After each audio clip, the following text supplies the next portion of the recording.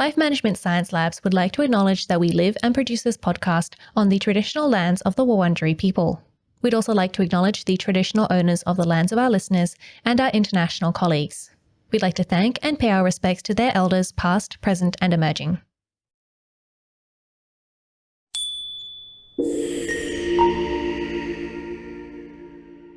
Hi everyone, and welcome to Room by Room, the Home Organisation Science Insights podcast, produced by LMSL, the Life Management Science Labs. We're champions of life management science, providing structured insights informed by science and inspired by practice on key aspects of conscious living. Each week we bring you scientific and practical insights on each element, with the expert knowledge of professionals in the field. I'm your host, Gabriella Yastra, coming to you from Naarm, Melbourne, Australia. Let's begin. Hi everyone, and welcome back to the show. Today we're going to be talking about how to transform your closet with the KonMari Method with Vivien Lee-Mayhue, who is a professional organizer and Master Level consultant certified by Marie Kondo in her KonMari Method of organizing. Hi, thank you for joining me on the show. Thank you, Gabriella. It's a real honour to be here with a Melburnian. As you know, I'm from Melbourne as well, but living in Los Angeles now. So thank you for welcoming me here today. Yeah, thank you for joining us from so far away. Before we get started on the show today, I'd love to get to know you a bit better. Do you mind introducing yourself? Yes, I'm Vivien, last name Lee-Mayhue. I'm the owner of Tidy Up Los Angeles, and I work with clients in their home or via Zoom, and we help clients tidy up their homes, transform their lives. And I'm also a life coach and mother, wife, have two sons, 19 and 21. Great. Do they, think of Melbourne as home as well, or more Los Angeles? Oh, gosh, my husband's American. As soon as my first son was born, I had him, I did everything I had to do to have him be an Australian citizen as well, and the same with my youngest son. So they both have American and Australian passports, and they love Australia. Yes, I mean, I love Australia. I've never been to the US, but yeah. Oh, the last trip to Australia, we went to Uluru, the three of us. Amazing. I'd love to do that. It was amazing. Great. And we're going to do a section called Have You Met Vivien, where we get to know you through some of your favorite things. First thing I'd like to know is, what is your favorite book? Oh, so interesting. Well, work-wise, it's The Life-Changing Magic of Tidying Up by Marie Kondo. I picked up that book in 2015, and it literally changed my life. So that would have to be my most favorite book, I think. Yeah, of course. I mean, obviously it changed your life because, you're here today talking to me about it. Yes, which wouldn't have happened. Exactly, yeah. I hear so many stories of people's lives being changed by reading that book. Mm-hmm. Yeah, and I can't wait to hear more about that. Mm-hmm. And have you enjoyed any movies recently? Well, probably like everyone else, I watched Love Actually. But I'm more into watching, shows on TV. And the one I'm currently enjoying is Julia it's about an American chef. She had a show in the 60s called The French Chef. And this show is about her getting the show on public TV. Was this the same Julie from Julie and Julia, that movie? Yes. Great. So I'd love to see, I guess a bit more about her life. It's fascinating. It's fascinating that the show, there was a lot of, people didn't want the show to be made because they didn't see her as being one to teach anyone anything about French cooking, and men just didn't understand why anyone would want to watch someone actually cook on TV, and of course the results were different. I know. I mean, now cooking TV is a huge genre. I mean, that's what I watch every night when I eat dinner. Exactly. Like everyone else, we all love watching cooking shows. So yeah, definitely recommend it. Okay, thank you. Maybe I'll have to replace my cooking shows with a TV show about a cooking show. Yes. And do you listen to any podcasts? I love podcasts, and the one that I religiously go to is called This American Life. And it's about the host, he'll interview just different people about different things, people off the street. And this podcast introduced me to David Sedaris.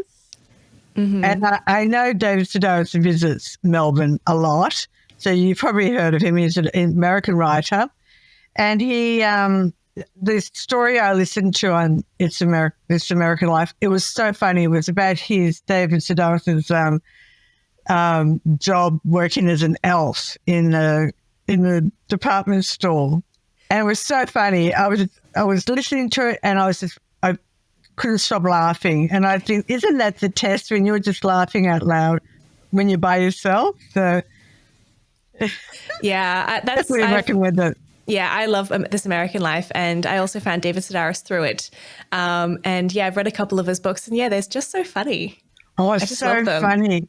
So funny. You can just see him being so cheeky and annoying other women and by speaking in the way he did. Oh, it's so naughty. Yeah. And do you have a role model? I have quite a few in my family. My mother, my sister and my husband, and just for all different things, really. Just work ethic, getting on with life, not getting too caught up in drama, and being authentic. And it's good that, they're, people that you've grown up with, but also people that you've chosen. It's very important to choose your role models as well. And interestingly enough, they're all born in September. That just occurred to me. They're all born in September. So must be a September thing. Yeah. Know anything about astrology? No, not well. I'm a Libran, and I'm meant to be balanced. The Librans balanced. So, but I gotta say. What about you? What are you? I'm a Capricorn, but I don't know anything about it. Okay. I think Capricorn might be the goat. So. Yes. The one thing I do know, which annoys me, is that it's a water goat, but it's an earth sign. I think it's an earth sign. Oh, we'll have to look into that. Yeah.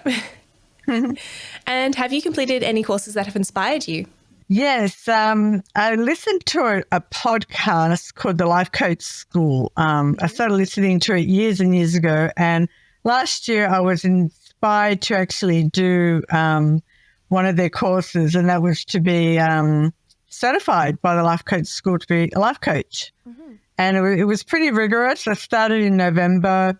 I finally certified in August, and I did so many sessions, about 70 sessions, etc. It was basically my life for all those months. But it was so worthwhile, and so now I can do life coaching as well. Yeah, great. That's certainly like quite a long course. It was, but I learned so much, and I can take. I mean, you do a lot of self coaching on yourself first. That's what coaches do. They coach themselves first. Mm-hmm. I guess, you have to be experienced first before you can pass it on. Yeah, exactly. And, I think we all have the same issues going on in our lives. So if I can improve my life, then I can recognize how I can also help other people. And it's definitely great, I think, to have that, to be able to say to your clients, this is my experience, this is what happened to me, and this is what I did to improve. You can also do it. Yes, absolutely. Like with doing the KonMari, I had to do that to my whole home before I could even join the seminar. Okay, interesting. I'm going to actually, that's a great segue. We're going to move on to our next section. I'm going to learn a lot more about the KonMari method. But first of all, I'd like to know, how do you define home organization? Yeah, it's when your home supports you from wake up to sundown. It's when your home supports you so you can just find your stuff and get on with life. Yes, I'm currently in the middle of moving and I can't find anything. And Well, the house is very much doing its thing. It's really great. My things aren't doing its thing yet. So what aren't you finding? Oh, I couldn't find my helmet I went roller skating last week. I couldn't find my helmet, which is very important. Okay, so you're packing up for your current home. Yeah. And things are in boxes. And everything's just sort of in boxes around everywhere. So yes, just unpacking everything, still getting rid of things and putting everything where it's supposed to be. Oh, that's great that you're letting things go. That is so clever. And definitely, create time to do that. Just doing a little bit every day. That's what I'm trying to do. Maybe label some boxes, like the one where you have your helmet. It's a bit late now. We've moved. Oh, you've moved? Okay. It's okay. I'll be fine. Being able to, know where everything is, and so that you're not maybe spending time searching for it. That's how you define home organization. Yeah, your home has defined places for everything. So, so there's no, chance of clutter building up, and you have to make it easy to return an item to find place. It's fine to find it and get it, but to actually put it back, that's the key. So you want to make it easy to return the item to the same place you found it. Yes. Okay. Interesting. And so I'd also like to know, why is closet organization so important? I'm guessing it's going to be so you can find things and also put things back easily. Yes. Yeah, great. So what are some other reasons why we should organize our closet? I find that when closets aren't organized and things are just piling up inside the closet, on the closet floor, then things don't start going back to the closet. Then they start, you start finding other clear areas in the bedroom. So maybe the chair, the treadmill, a bench, anywhere there's a clear surface, or maybe even the floor, or maybe even the bed, because then you can find what you've been wearing, or things may not even get out of the laundry basket. But yeah, definitely so good to not let things accumulate on the floor of the closet, because then you don't know whether there's any insects as well. Oh, true. Is things like insects and things, are they a big problem? Yes. Well, I think in Melbourne you have an issue with moths. I haven't noticed clothes. Them. Okay. Well, I've heard that from my sister. But also you have if you're not cleaning out your closet, there's spider webs, spiders, insects, I don't know, silverfish, anything you don't want to be there. If you're not cleaning it and there's dust accumulating, it's pretty nasty. Yeah. We just moved out and I was surprised by how much dust was just everywhere. Obviously, it's not just the closet. But yeah, you have to, clean behind everything and clean underneath everything. And I imagine, with the wardrobe, be the same sort of thing. Yeah, absolutely. And if everything's on the floor, you're not vacuuming. True. And I would imagine seeing your closet and your clothes in disarray, it's not going to make you feel good either. It'll be like you open your closet, you just feel, I can't find anything, and you don't feel supported. And then you probably go out and replace items that you already have. So you're spending money on things, wasting time replacing things. Definitely. And maybe wearing clothes that are maybe a little bit too dirty that you're like, I can't find anything. I'm just going to wear this thing I can find on the floor. Oh, gosh, hope not, but maybe. I would say I'm pretty good. I don't do that. And so you're a KonMari consultant. So how can we, or I guess first of all, what is the KonMari Method? The KonMari Method was created by Marie Kondo who wrote the book, The Life-Changing Magic of Tidying Up. And it's a combination of her names, of Marie Kondo, KonMari. And as a child, she was fascinated with organising. And through all different steps, she tried to get her family organised, and she saw how things that she did helped them or irritated them or just didn't work. And just by tidying up with other people also, she started devising this method because she saw what worked. And it was a bit different from what other organisers had recommended. And she wouldn't do the room by room tidying. She tidies by category. Mm-hmm. She doesn't tidy like the bedroom, then the family room, the kitchen. She will tidy a category in the bedroom. So clothing. So we start with clothing. Okay, so you start with clothing, and then I guess you move on to the other, categories. Yes, and there's a reason why we start with clothing, and that's because we experience our clothes daily. They're closer to our heart, and that we start developing that spark joy meter. Yeah, you know when you put an outfit on that you love? I mean, it's undeniable, isn't it? How happy you are when you're wearing it. Yeah. Or if you had to put on something that you just did not like, you absolutely know that wasn't bringing you any joy. So, it's pretty obvious what you love, what you don't love. There may be some in between, but we start with clothing to just so you can see what it would be like if everything sparked joy for you in your closet. And I guess it's also kind of a little bit easier because you can definitely say, this is too old, this is too big or too small, and you can say, I have to get rid of that. There's no point keeping it. Yes.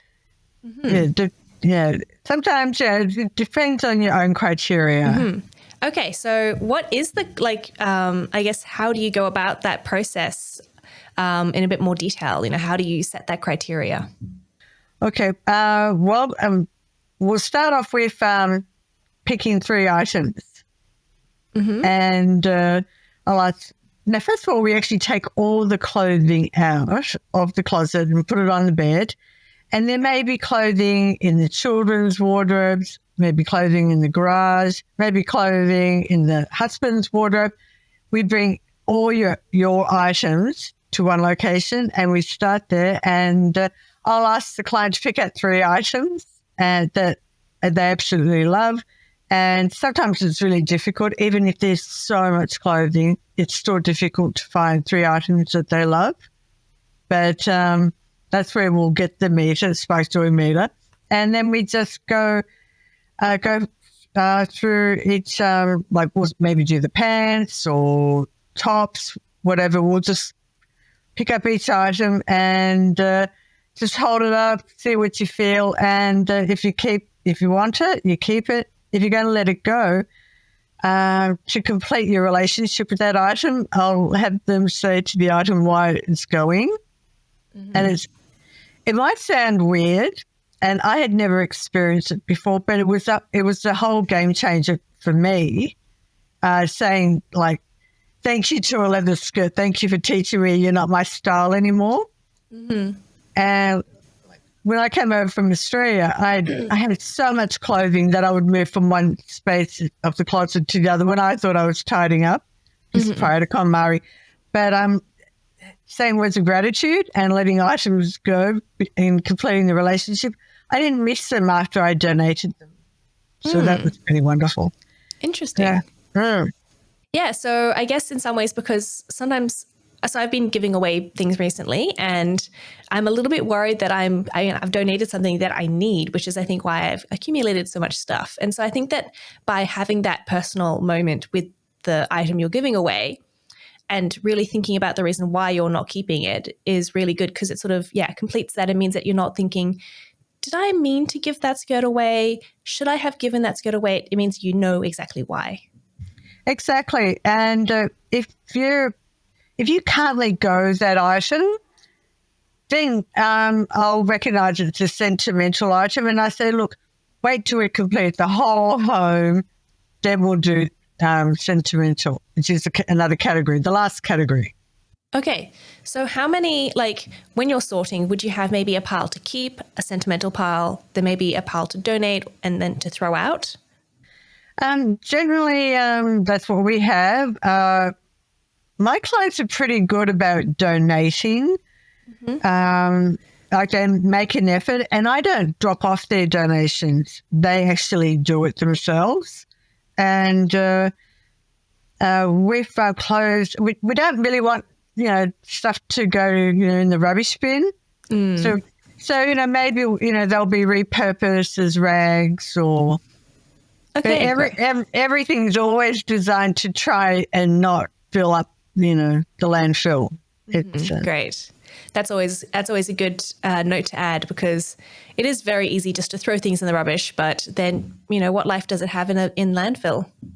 Yes, and some things will end up there, but I know I find my clients are really thoughtful, and a lot of them will even have like the Amazon cardboard boxes, all those boxes that we accumulate, and they would rather put their items in the boxes to be donated rather than adding more plastic by using, rubbish bags. Oh, great.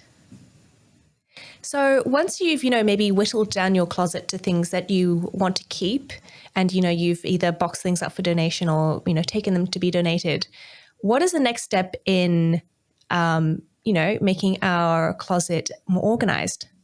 Okay, so Marie Kondo, she recommends to start on the left with heavy, dark items, and then go to the lighter items and lighter in color. So it kind of creates this like sort of heavy and then light. So you can kind of see the heaviness to the light. And it's really clever because if you have a closet with one rod, I think typical when you're renting a place, you have a closet with one shelf, one rod, and you hang your things. And if you have all your heavy, long items on the left-hand side and they're going up as you get to pants, for example, you'll see that there's a space created underneath and you can put in a chest of drawers there. Yeah, great. So, effectively using the space in a better way, because I know that, I have a lot of T-shirts, but not so many like long things. So it's a lot of wasted space underneath. Okay, yeah, exactly. So you can wherever you have that space, you can put in a chest of drawers. Great. Yeah. And so do you recommend, if you have like winter jackets, maybe storing them over summer, or do you recommend just keeping them in the closet? I recommend keeping them in the closet. Some people have a hall closet and you could put them there. Ideally, I like keeping everything that I own, clothing-wise, in one closet. I guess it minimizes the hassle of, change of season, do I have to go get them from wherever it is, the garage, the hall closet. And also, living in Melbourne, I've experienced this. You've got all these false starts with summer and winter where you're like, oh, it's hot now. I'm going to put away all my winter clothes. Next week, I'm so cold. Where are my winter clothes? Oh, I love Melbourne winter. Love it. Oh, I hate Melbourne winter. Oh. Yeah. So with a chest of drawers, do you have any recommendations of how to set that up? Because, at the moment, we just kind of shove everything in there and just hope the drawer closes. Okay, we'll definitely do some decluttering. With the chest of drawers, we fold the KonMari folding, and we place things vertically instead of stacking. Like if we were doing T-shirts, we don't stack them on top of each other.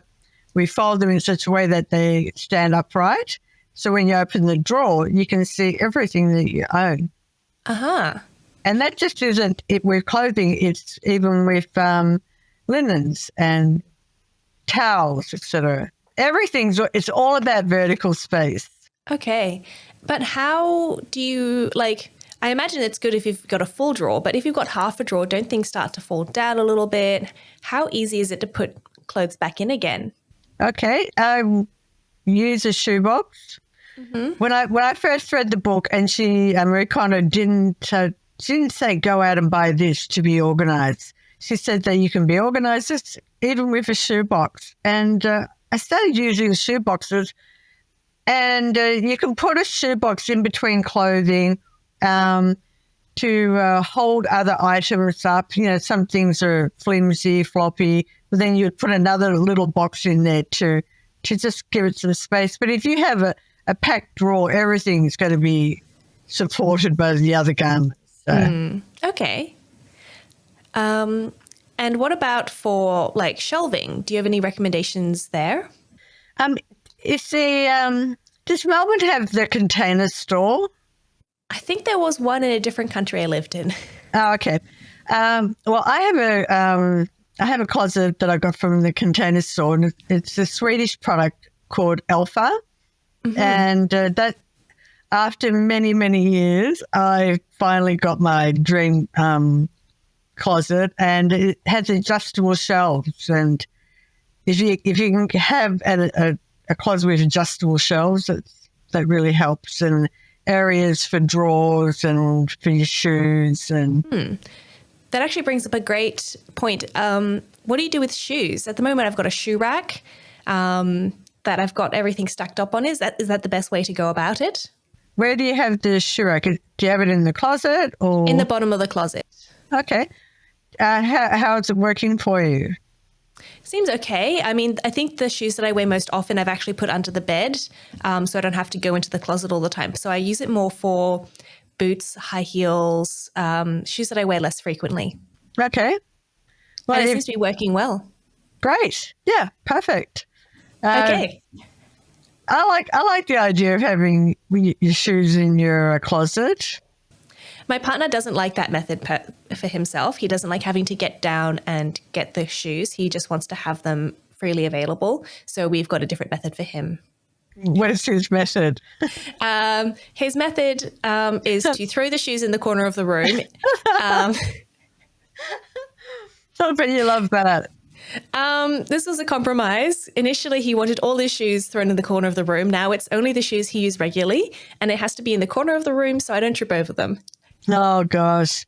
Well, Gabriella, when you're tidying up, you have to focus on yourself, and then you hope that your partner sees your life transformed by what you're doing, and that, it rubs off on him. Okay.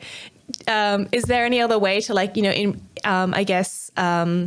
teach partners or, maybe roommates, children to get into this area? Or is it more just,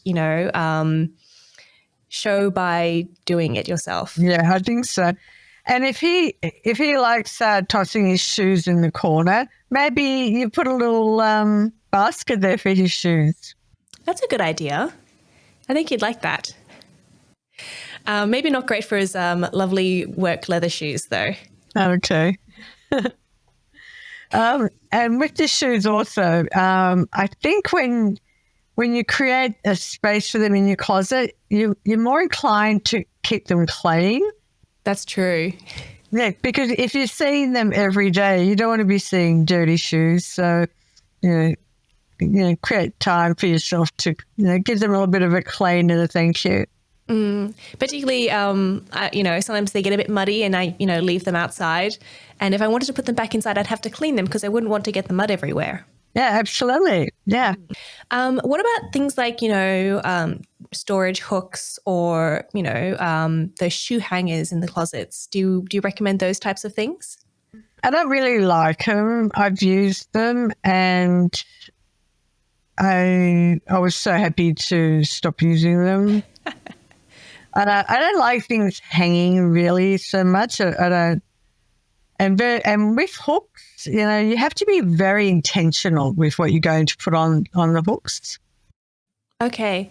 Why is that? Because then, you may have a hook and then just everything gets put on that hook and you'll forget that you have things on that hook because there's other things on there. I recently worked with a client and I found one of those little hanging over the door hanging things in her closet. I put it on her bathroom door just to see what it looked like. And then I just put her her dressing gown on that. And she said that just changed everything for her, knowing that hook is meant for her dressing gown. Ah, okay. So you can use hooks and stuff, if you're intentional about them. Yeah, be intentional. And maybe even just one hook. Yeah. And maybe that will change your life. But I'd really recommend things be kept in drawers and not piling on. Okay. And what about if you don't have enough drawers? What if you have a very small storage space? Okay, so I don't like to bring in extra stuff if you don't have to, but so if we've got that closet with the one shelf above, which most people have, and with the one rod, and we've got the chest of drawers, well, then maybe we need to bring another chest of drawers. Mm-hmm. Okay. And you'd recommend that over maybe decluttering? Well, I would say declutter first. Uh-huh. And then see what you need. Okay. But using the KonMari folding, it's really great for compressing the air out of your clothes. So you may find that you have enough room for what you need. And maybe some items have to be hung, if you don't want to bring in any more storage. Okay, interesting. And so, I mean, it's all good and well to get everything organized, the first time. But then I find for me, the problem is doing the laundry, having all my clothes out, and then I just never get around to putting it away. So do you have any recommendations on how to get the habit of keeping things organized and keeping the closet, in good shape? Okay. So what is your reason for not being able to put things away?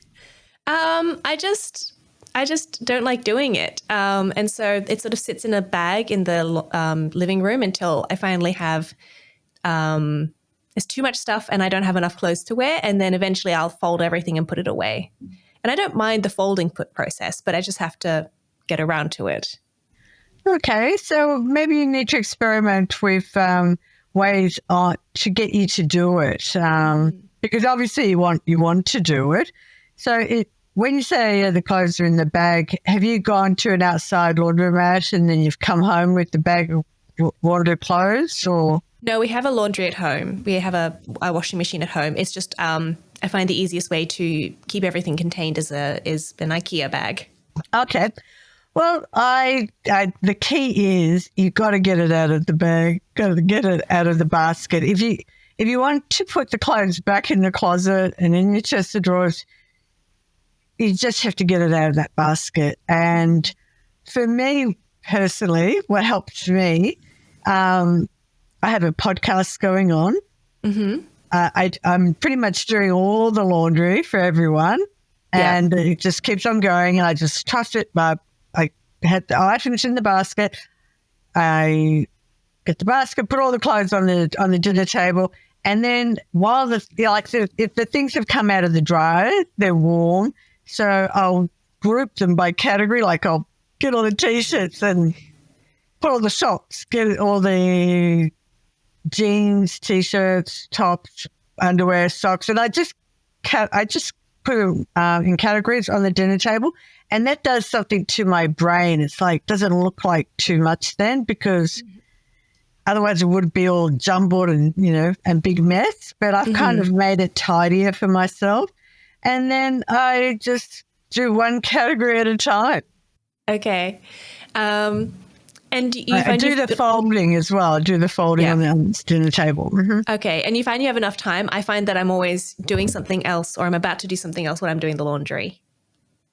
Okay. What else are you doing when you're doing the laundry? I might be cooking dinner. Okay. I might be, taking 10 minutes from work to get the laundry in, and then going back to work.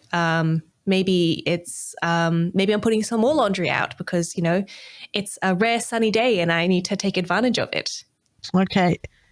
So it really depends on you creating the time. And if you can, maybe, do you like watching TV?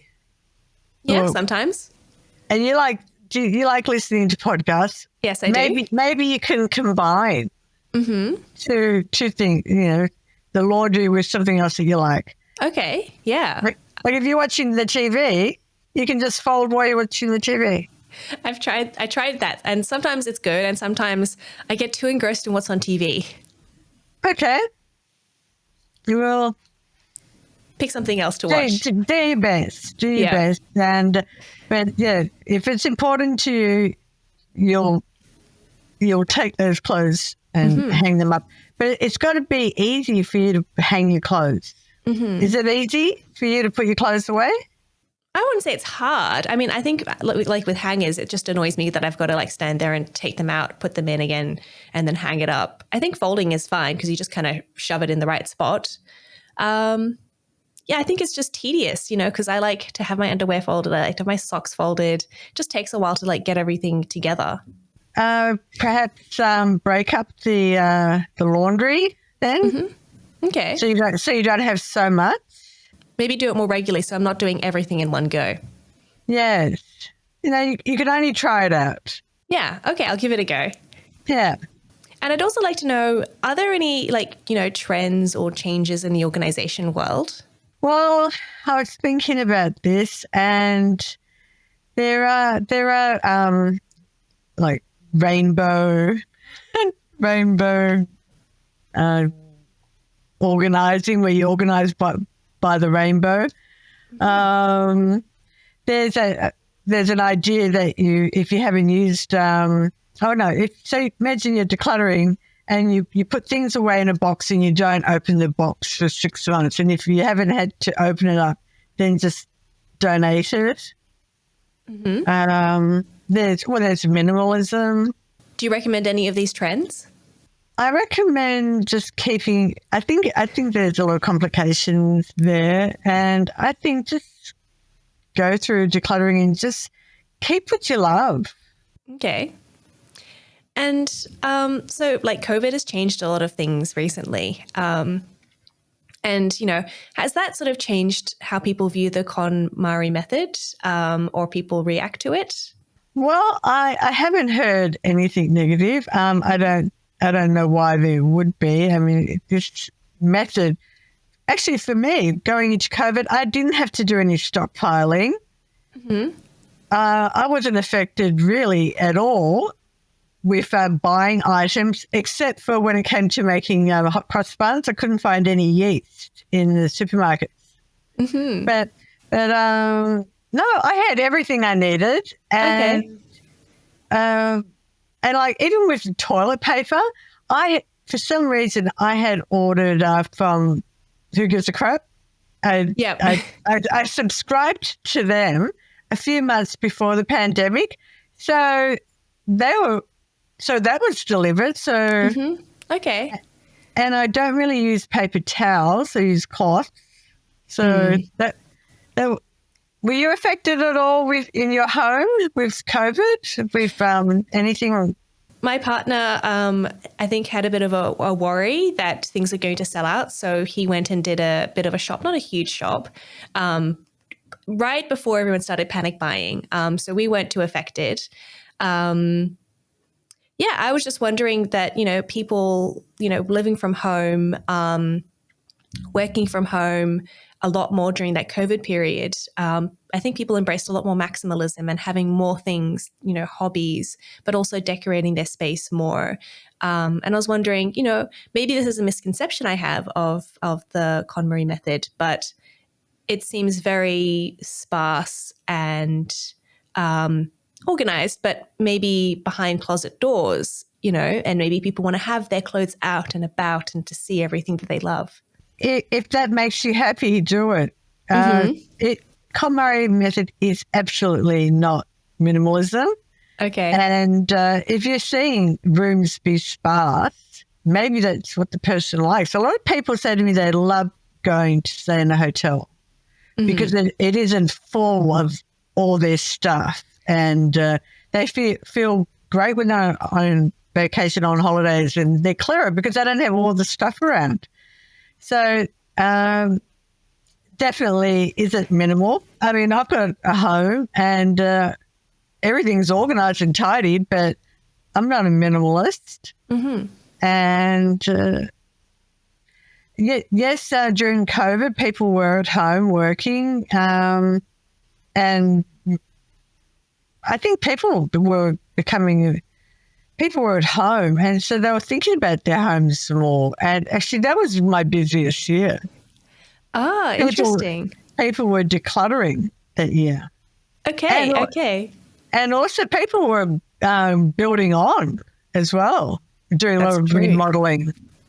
Okay, so maybe so you actually saw an increase in people using the KonMari method during COVID. Interesting. Yes, because they just needed some peace and people were home. So a section that I sort of have a love-hate relationship with in my closet is my sock collection, because I love socks. I love different colored socks and different sizes or different shapes and different colors. But it can get, a bit messy sometimes, and also quite full, too many socks that I'm a bit hesitant to get rid of. Do you have any recommendations on how to organize my socks so I can find the ones that I want, or, how to contain my socks so they fit in the drawer? Oh, yeah. So you've probably seen those organisers where they have all the little individual little spaces, for your socks, etc. Well, you don't need that. So what I recommend, and it's a KonMari style of looking after your socks, is that how you put the plastic, you fold over the tops and you kind of damage the elastic. Mm. Well, you get your socks and you just place them on top of each other and then just fold them. Fold them in half or thirds. And depending on the height of the drawer, so imagine you've got your drawer, you've got some shoe boxes in there, and you put all the colours or all the same type socks together and you just fold them. You don't need to stretch the elastic, and it's people just love it. They'll open up their drawer and they see all these socks. Okay, great. Yeah, because I definitely have different socks for different outfits or different occasions. And sometimes I'm digging through all my socks trying to find the right ones, and being able to, grouping them is really great, because then I can say I want the white tennis socks today, or I want the long stripy socks today. Yes. And I would group them by tennis socks and the type of sock. If you've got a drawer full of different socks, for sure. Great. I'm going to try that. So we're going to move on to the practices and habits section next. So this is where, we learn about something that you do in your own home, that you learned from, your research and from your work. And so what do you do? What is something that you've learned that you do to manage organization in your own home? It's so interesting. I could have so many answers, but it really starts with making my bed in the morning. Uh-huh. When I make my bed, there's other little steps that start happening. It builds momentum. And it's even like the first exercise for the day, when you're shaking the sheets and, patting the pillows or shaking the pillows out. And if you're making the bed by yourself and you're walking around like the big bed and bending down and da-da-da, it's like a little workout, and it's ridiculous. But for some people, that may be their only workout. Mm-hmm. So I do love throwing myself on the bed and doing a roll like I'm a super spy. Oh my God, it's to get funny. To the other side. Yeah, it is. It's a workout making your bed, isn't it? Yeah. So do you recommend doing the whole 9 yards or just straightening the sheets is enough? What's the whole 9 yards? Fluffing up the pillows, making sure the duvet is, mine always moves in the duvet cover, shaking that out. I do that maybe once a week because it just gets too much. That is so annoying when that happens. And you can find duvet covers that have little ties inside them. I actually sewed buttons onto the inside of some of mine because my duvet, the actual duvet, comes with strings. It helps, but not 100%. Okay. So if it's annoying for you, maybe, you research what is the comforter that you could find that wouldn't irritate you like that. Yeah, true. I haven't thought about that. I've just sort of lived with it. Yeah. So when I'm making my bed, I do shake the pillows. I mean, I didn't. Most of the time, I'm pretty great about it. There might be one morning where I'm just like, and I might even just literally throw pillows. But it isn't about being perfect and driving myself crazy. That everything has to be perfect. It isn't about that at all. It's just it does something to my brain seeing one task completed. And I found, especially during COVID, my 2 dogs would be waiting for me. And when that bed was made, they were like little coaches waiting there for me to make the bed. So then the next step, take them for a walk. Mm-hmm. So they knew your routine. Yes. And actually, they kind of created it too, because they were really hounding me. So hounding me. And it was really lovely. And I loved it that they did it because it made me make my bed and get out of the house and go do the important thing, just walk them, which made me feel happy too. So, that's actually great. I think they really helped cement that. Good. So the bed is made and then I'm dressed, coffee, breakfast, walks the dog. So you do it first. I should try that. I think usually when I think about making my bed, I've already had my shower, I've had my breakfast, I've done everything, and then the last thing I'm doing is making my bed. And so often I just forget about doing it. So you do it first. Yeah. It's like the room is done, and the throw pillows are off the floor. So then they create space for vacuuming.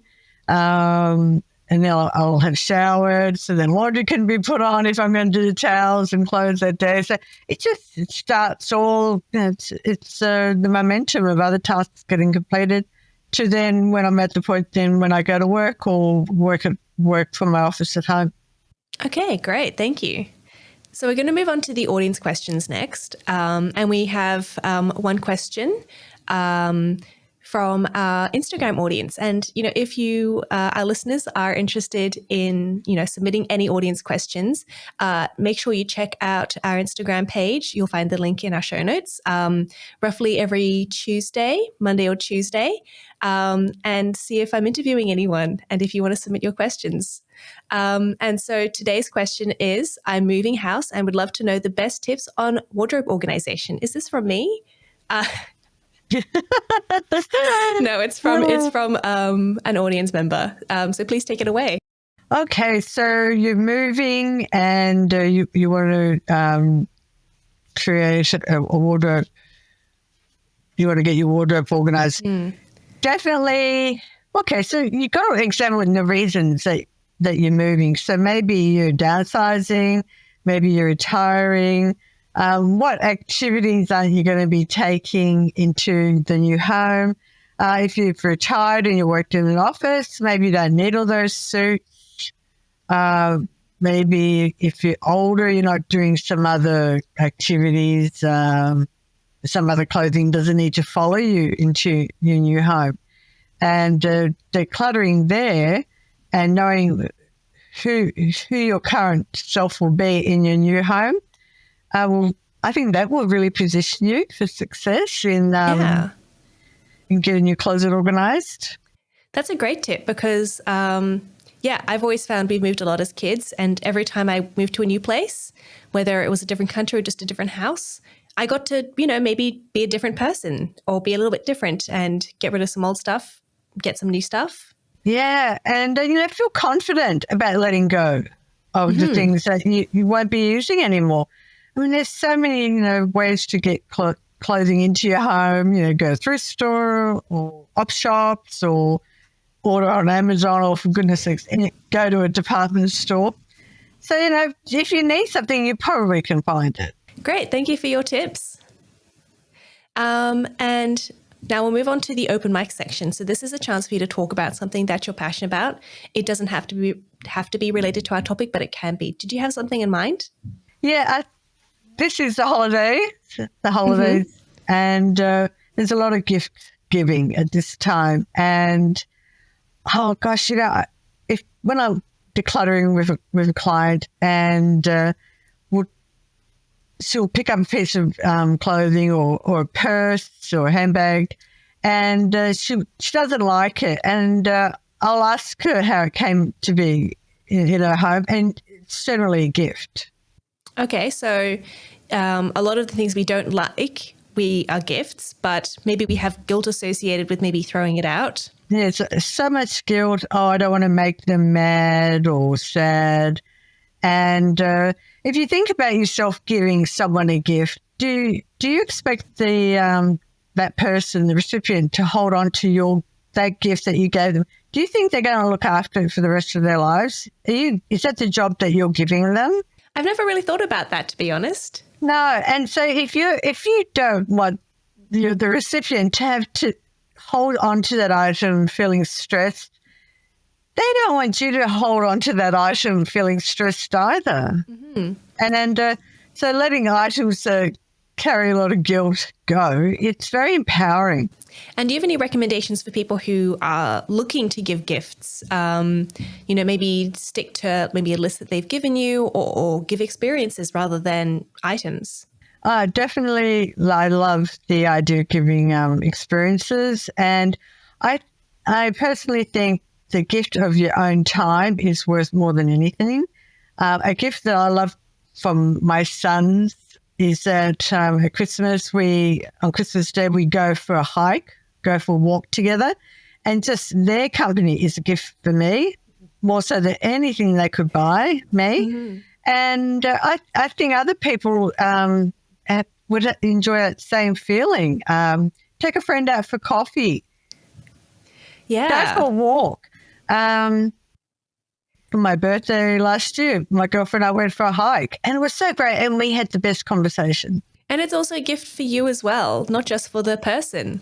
So maybe think about, doesn't always have to cost anything, but just giving, little plastic trinkets and just for the sake of it, I don't know. Yeah, thank you for that tip.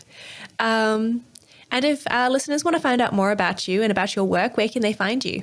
Yes, my website is tidyuplosAngeles.com, and you can find me on Instagram, Facebook. If you go to my website, you can get your own decluttering checklist. So go there and you put your email address, and then you can get a decluttering checklist. Great, thank you. And we'll put those in the show notes so everyone can find them. Thank you. Thank you so much for joining me today. Thank you so much, Gabriella. It's been very joyful. Yes, great to talk to you. Thank you. You've been listening to Room by Room, produced by the Home Organisation Science Labs, a division of LMSL, the Life Management Science Labs.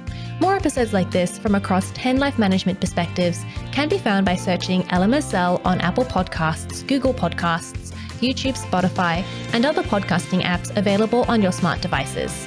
If you enjoyed this episode, please consider rating our show, sharing it, and subscribing to our channel, as it helps other people find it so we can grow and bring you more quality resources. More of our work can be found on our website at ho.lmsl.net, where you can join our movement. I'm Gabriella Yastra. Thanks for tuning in.